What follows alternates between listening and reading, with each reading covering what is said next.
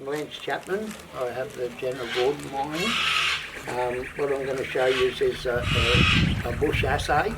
That's what the old timers used in the bush for assaying. He is our last tin miner in the region, and he's going to show us the demonstration on how they actually tested for tin out in the field, not necessarily with a laboratory. They could do field tests, and I'll tell you what, they were as accurate as any of the bloody laboratories. Now this one's a bit of dirty tin, so I can show you the impurities.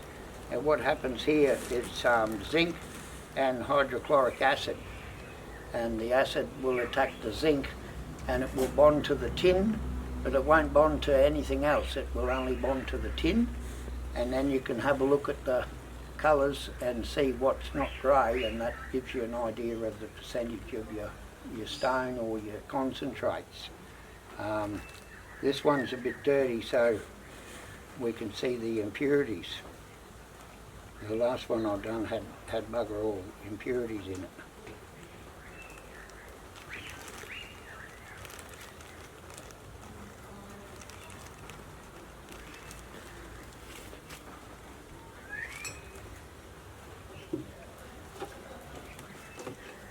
Adds the hydrochloric acid. See it all bubbles, that's with the zinc. Yeah, we give that a minute or two to react and do its job. Notice he doesn't stir it with his finger. Yeah, now this was because laboratories are so expensive, and at the moment they're taking months to get back to you about what your sample was. So this way you can grind a sample of rock on the shovel and dress it up on the shovel like you would in a pan, and then do a zinc test on it, and you've got a result straight away. Once you've done it a lot of times and you've looked at assays of your products, you can get very, very accurate with estimating the grades. And it can tell you whether it's worth mining that rock, and it can also tell you if your concentrates are a saleable product, if they're high enough grade to sell.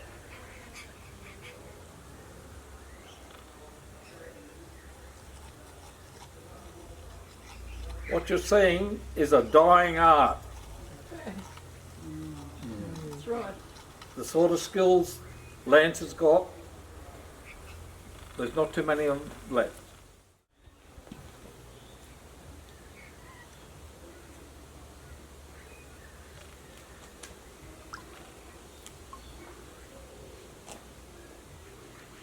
Well, there's not a lot of tin in that sample. Oh, it's not good, is it? No, he did say it was a dirty crumb. I can't even show you his grades in there. That's made in ilmenite. Yeah. There's a little bit. You need good eyes to look for it though. That's what you call leverite. Yeah. Yeah. There's not a lot of tin in that. I'd say that's probably 5 or 10%. If that. That one, yeah. I'll show you another one of the cleaner tin. Yeah. There's not much tin in that sample at all. There's not much tin in that lot. No. No. I better use a bit of my tin. You want some of this?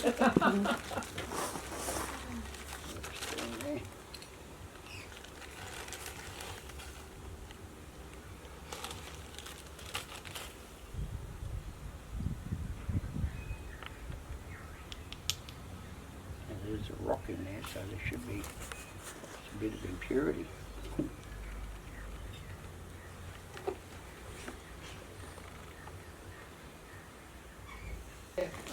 Yeah, this one will come up a lot better.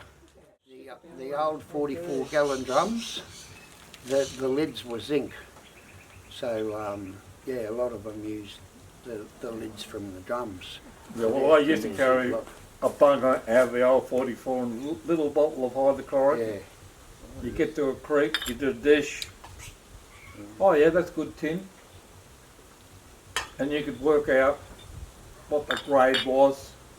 Then you'd map the creek, you'd grid the creek, then you might do 50, 60 samples. And from that you could ascertain whether it's worthwhile putting the plant in or not.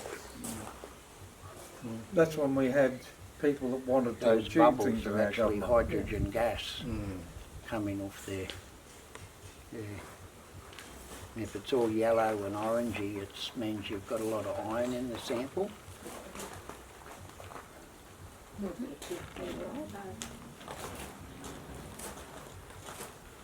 Hang on to that for minutes. I'll call that. It's probably not all done, but it'll be close enough, I think. It's all involves around the experience. Like Lance is so experienced doing these things, he grew up doing this.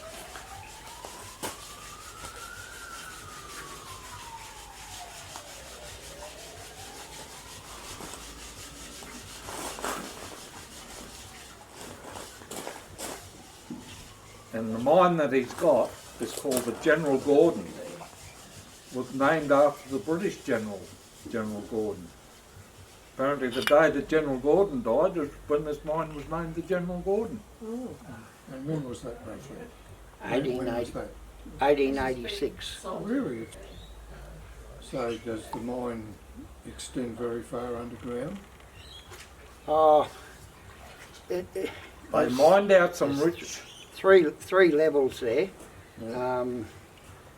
I think about 70 metres or something like that. But there's a hell of a lot of workings underground, a lot of tunnels, and there's actually unknown workings that when Great Northern drilled it, they came across unknown workings, so the drilling campaign wasn't very successful because they kept breaking through. You can see the greys, this is nearly all grey. so that's a good one. Yes, that's a good sample. With a microscope, you'll probably see some little blacks or browns in there. The majority of that is tin. So yeah, I'd call Straight that. from the General Gordon. I'd call that 60, if better, 62%.